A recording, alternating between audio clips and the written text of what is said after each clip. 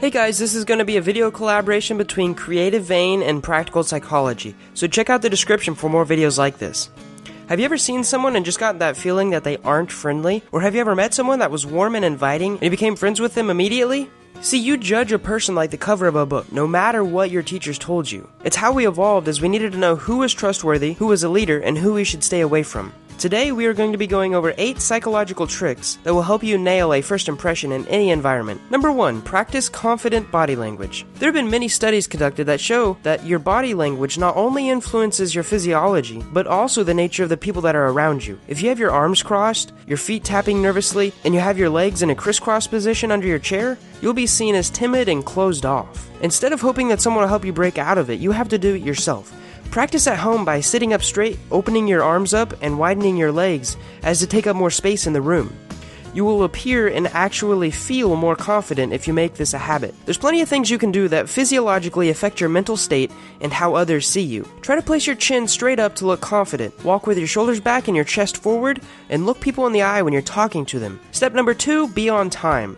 Now this applies to many business situations, whether that be a job interview, a mentorship, or even just a class. You want to be on time and there is no excuse. If this is an important meeting, set aside time to get ready, to get there early, and some buffer time just in case there's something like extra traffic or you're missing a flight. Being on time shows that you take them seriously.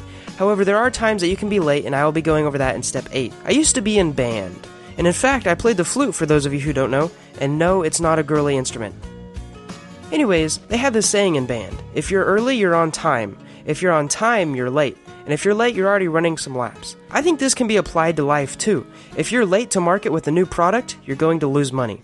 And if you're late to a job interview, you're going to have a lower chance of getting hired. Tip number 3 is to use your tone. Now this is another tone that you can definitely practice. Do this with music in the shower or talking to people online through Skype. Learn to use your voice from your chest and not your nose, and you will command much more respect. Sound very confident and project your voice up.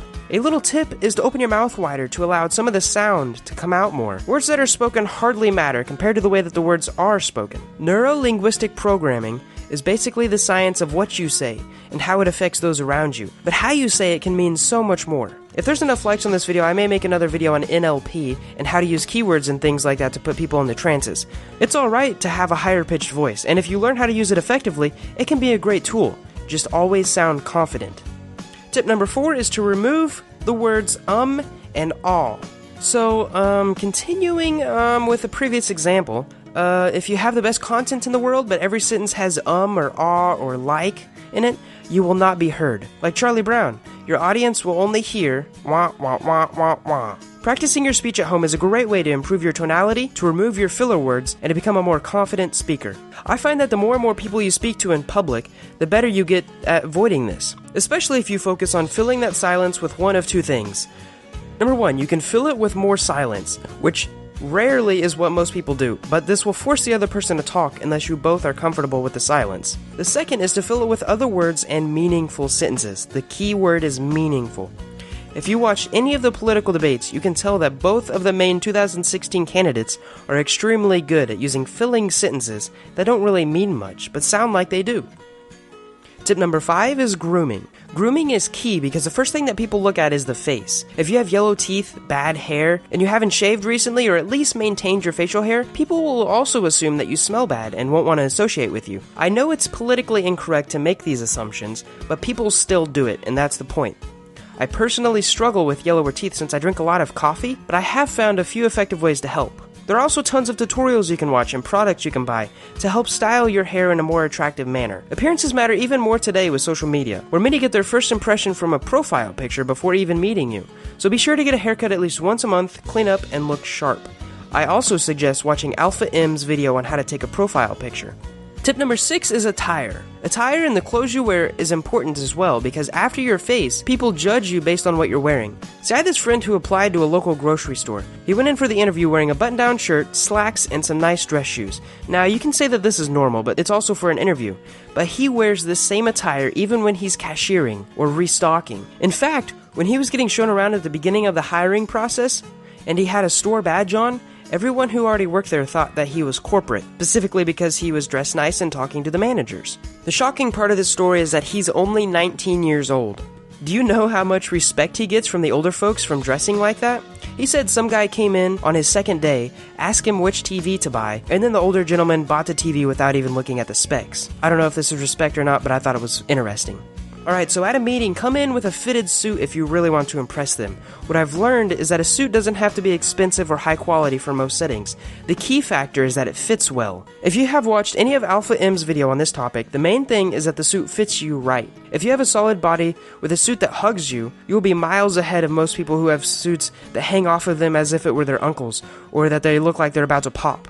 For all clothing, get items that fit and suit your style and environment. You don't want to be wearing a t-shirt and jeans around a corporate meeting unless you're Mark Zuckerberg. Tip number 7 is eye contact. Holding eye contact is another key step. You don't want to come off as too intimidating or creepy when you're staring at someone, but you don't want to come off as meek and shy with no eye contact at all.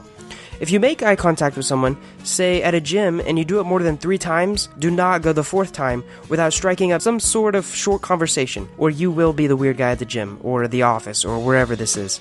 Also, if you're observing someone speaking or giving a lecture, go with the 80-20 rule, which is to look at the person for 80% of the time and then look away for 20%. This obviously isn't an exact science, but having a guideline will help tremendously. Tip number 8 is to know your audience. Now this is the final step. You wouldn't wear a t-shirt to a meeting, and you wouldn't wear a suit to a friend's house to hang out, unless you were that friend that I mentioned earlier. This is pretty obvious, but knowing this can help you adapt to new situations, specifically when meeting new people, and helping you become more confident when meeting them. When speaking, if it's a casual conversation, telling embarrassing stories can also help both of you open up. But make sure that it's not demeaning or hurting anyone else's feelings, as a blow to someone's ego can also make you seem aggressive. Nobody really wants to hang around someone they fear will mock them or call them out.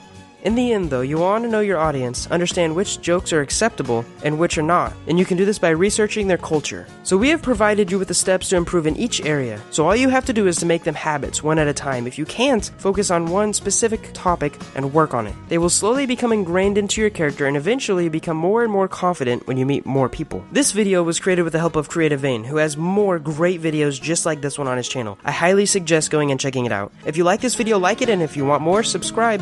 Thanks for watching.